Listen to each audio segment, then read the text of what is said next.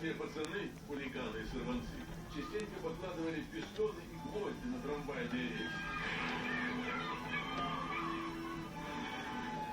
Кстати, рельсы проложили еще в конце 19 века. Для конки. Помните?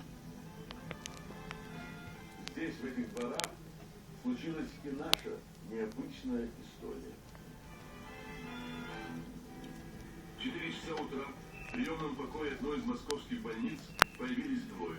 Слегка выпивший пациент и веселый фельдшер. Свитку подарил.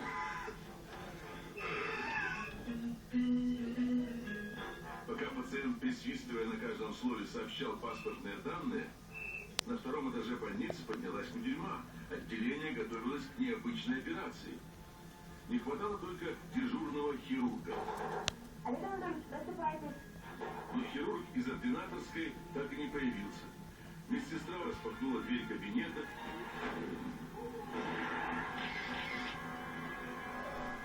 Олег Анатольевич Каплунец, гордость и золотые руки второго лор-отделения, выглядел странно. Съежившись, врач лежал в углу кабинета.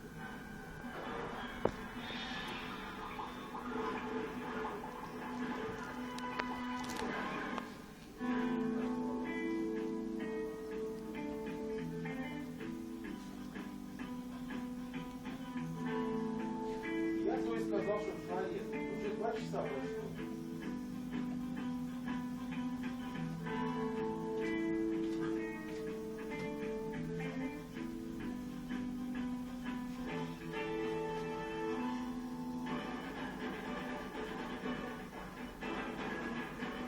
Неожиданная смерть